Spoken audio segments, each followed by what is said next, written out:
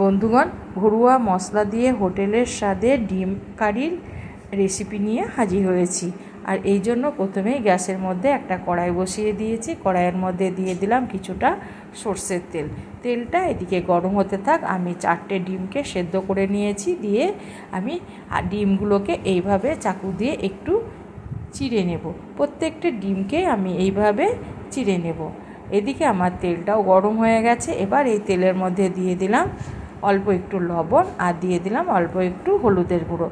একটু নেড়ে চেড়ে নেওয়ার পর যে ডিম 4টেকে আমি সেদ্ধ করে রেখেছিলাম সেটাকে দিয়ে দিলাম। এবার আমি নেড়ে চেড়ে ডিমগুলোকে একটু লাল করে ভেজে নেব। হ্যাঁ বন্ধুরা, একটু সাবধানে নাড়তে হবে যাতে ডিমগুলো ভেঙে না যায়।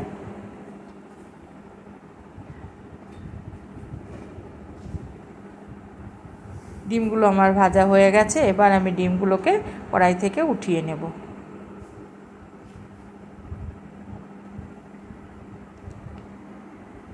এই তেলের মধ্যে আমি দিয়ে দেব 4টে আলুকে আমি ছিলে পরিষ্কার করে ধুয়ে নিয়েছি আর এই ডোমো ডোমোভাবে কেটে নিয়েছি। এবার আলুগুলোকে আমি তেলের মধ্যে ছেড়ে দিলাম। এবার আলুটাকে আমি কিছুক্ষণ নেড়ে চেড়ে তেলের মধ্যে আগে ভেজে নেব। তারপরে আমি আলুটাকে ঢাকা চাপা দিয়ে কিছুক্ষণ ভাজবো।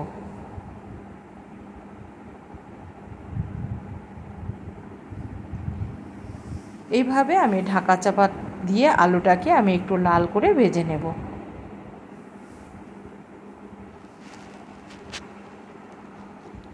দু তিনবার আমি এইভাবে ঢাকা চাপা দিয়ে আলুগুলোকে লাল করে ভেজে নেব। আলুগুলো আমার ভাজা হয়ে গেছে। এবার আলুগুলোকে তেল থেকে আমি উঠিয়ে নেব।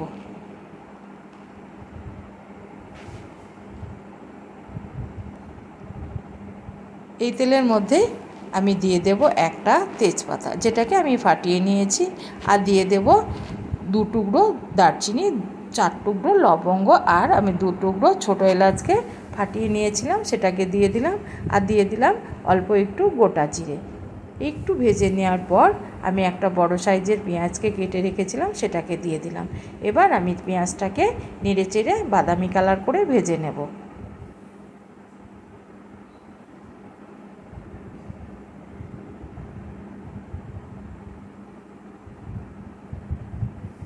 দেখুন বন্ধুরা, পেঁয়াজটা আমার কালার আসতে শুরু করেছে।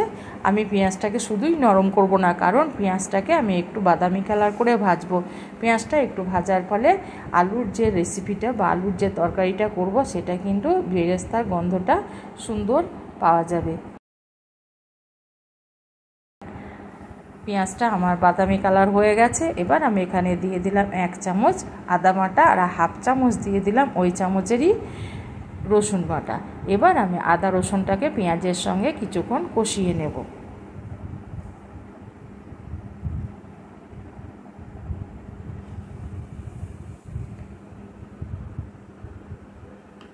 কিছুক্ষণ কষিয়ে নেওয়ার পর আদা রসুনের কাঁচা গন্ধটা যাওয়ার পর আমি এখানে দিয়ে দেব একটা মিডিয়াম সাইজের টমেটোকে আমি পেস্ট বানিয়ে রেখেছিলাম সেটাকে দিয়ে দিলাম। এবার আমি পেঁয়াজের সঙ্গে টমেটোটাকেও কিছুক্ষণ কষিয়ে নেব। কিছুক্ষণ কষিয়ে নেওয়ার পর আমি এখানে দিয়ে দিলাম হলুদের গুঁড়ো, পরিমাণ মতো, স্বাদ মতো লঙ্কার গুঁড়ো। ঝালটা আপনারা আপনাদের পছন্দ মতো বাড়িয়ে কমিয়ে দিয়ে নেবেন। আর হাফ চামচ দিয়ে দিলাম জিরে গুঁড়ো আর হাফ চামচ থেকে একটু কম ধনে গুঁড়ো। স্বাদ মতো লবণ দেওয়ার পর আমি মশলাটাকে ভালো করে কষিয়ে নেব। হ্যাঁ, মশলাটা থেকে যতক্ষণ না তেল ছাড়ছে ততক্ষণই আমি এইভাবে একটু সময় নিয়ে মশলাটাকে ভালো করে কষিয়ে নেব। আর তার জন্য আমি একবার ঢাকা দিয়ে মশলাটাকে কষিয়ে নেব। মিনিট 3 পর আমি ফিরে এলাম। যেহেতু তলে পুড়ে যেতে পারে সেই জন্য ঢাকনাটা খুলে আবারও আমি এইভাবে নেড়ে চেড়ে একটু ভেজে নেব।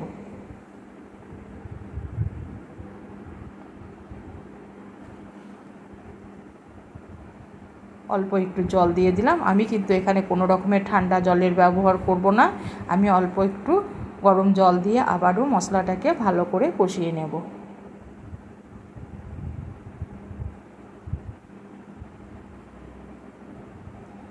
এবার এই মশলাতে আমি দিয়ে দেব কয়েক দানা চিনি। চিনিটা দেওয়ার ফলে এখানে চিনিটা গলে গিয়ে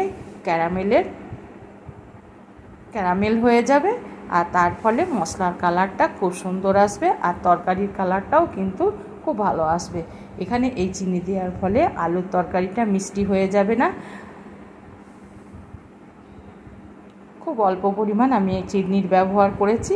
এটাকে নেড়ে চেড়ে কিছুক্ষণ কষিয়ে নেওয়ার পর আমি এখানে দিয়ে দেব যে আলুটাকে আমি ভেজে রেখেছিলাম, সে আলুটাকে দিয়ে দিলাম। এবার আলুটাকেও আমি ভালো করে কষিয়ে নেব, আর তার জন্য আমি আবারও একটু গরম জল দিয়ে দিলাম। দেওয়ার পর আমি এটাকে মিনিট 5 একইভাবে কষিয়ে নেব। হ্যাঁ বন্ধুরা, যত ভালো করে কষানো হবে আলুর তরকারিটা খেতেও কিন্তু তত মজা হবে।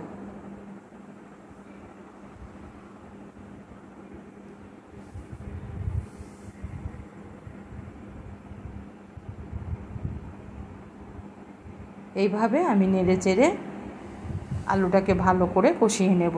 আর যখন আঠা আঠা ভাব এসে যাবে তখন আমি 1 ছিটা করে জলের ছিটা দেব, আর আলুটাকে আমি কষিয়ে নেব।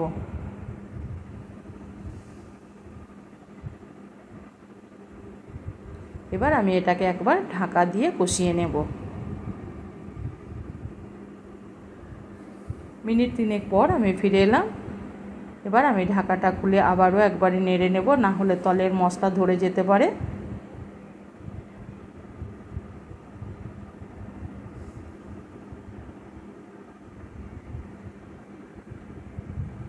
আমার সুন্দরভাবে আলুটাকে কষানো হয়ে গেছে।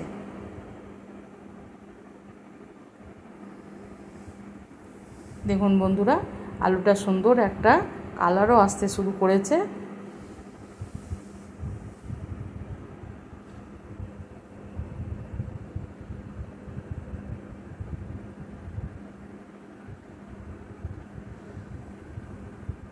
এবার আমি এখানে দিয়ে দেব গরম জল। আমি কোনো রকমের ঠান্ডা জল এখানে ব্যবহার করব না, আমি দিয়ে দিলাম ফুটানো গরম জল। জলটা দেওয়ার পর আমি ঝোলের সঙ্গে আলুটাকে ভালো করে নেড়ে চেড়ে মিশিয়ে নেব। এবার ঝোলটা ফুটে উঠলে যে ডিম 4টেকে আমি ভেজে রেখেছি সেটাকে ঝোলের মধ্যে দিয়ে দিলাম। এবার আলু ডিম একসঙ্গে আমি ঝোলের সঙ্গে ভালো করে মিশিয়ে নেব, আর লবণটা আমি চেক করে নেব। লবণটা একটু কম লাগছে, সেই জন্য আমি একটু দিয়ে দিলাম লবণটা দেওয়ার পর এবার এটাকে ঢাকা দিয়ে আমি মিনিট 10 রান্না করে নেব। হ্যাঁ বন্ধুরা, আমি মধ্যে একবার ফিরে এলাম। আমি এখানে দিয়ে দেব কিছুটা কাঁচা লঙ্কা, যেগুলোকে আমি ফাটিয়ে দিয়েছি। এর ফলে লঙ্কাগুলো ঝাল হবে না, কিন্তু কাঁচা লঙ্কার যে একটা সুন্দর সেন্ট সেটা কিন্তু পাওয়া যাবে, খেতে কিন্তু ভীষণ মজা লাগে। এবার এটাকে আবারও আমি ঢাকা দিয়ে মিনিট 7 রান্না করে নেব। 7-8 মিনিট পর আমি ফিরে এলাম। ওদিকে আমার 5 মিনিট, এদিকে 7-8 মিনিট, মোটামুটি 15 মিনিটের মধ্যে আমার এই আলুর তরকারিটা হয়ে যাবে, কারণ আলুটাকে আমি আগে থেকে ভেজে রেখেছিলাম। এবার আমি এটাকে নেড়ে চেড়ে নেওয়ার পর আমি এখানে দেখুন বন্ধুরা, আলুগুলো আমার সেদ্ধ হয়ে গেছে। এবার আমি এখানে দিয়ে দেব গরম মশলা, শাহি গরম মশলা আমি এখানে দিয়েছি।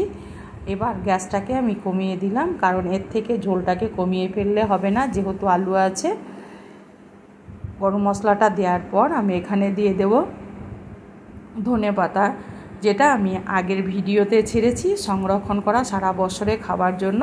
সেইখান থেকেই আমি একটু ধনেপাতা নিয়ে আলুর মধ্যে দিয়ে দিলাম। এবার এটাকে আমি ধনেপাতাটাকে দেওয়ার পর আবারও আমি কিছুক্ষণ মিনিট 2 রান্না করে নেব। দিয়ে এটাকে ঢাকা দিয়ে গ্যাসটা বন্ধ করে দিয়ে মিনিট 5 রেখে দেব দমে। তারপর বন্ধুরা আমি একটা বাটির মধ্যে উঠিয়ে নেব। দেখুন কত সুন্দর কালার এসছে।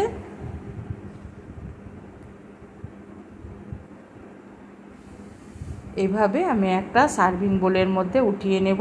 হ্যাঁ বন্ধুরা, যদি আমার ভিডিওটা ভালো লেগে থাকে তবে অবশ্যই একটা লাইক করবেন, আর এই রকম সাধারণ রান্না পেতে আমার চ্যানেলটিকে অবশ্যই সাবস্ক্রাইব করবেন।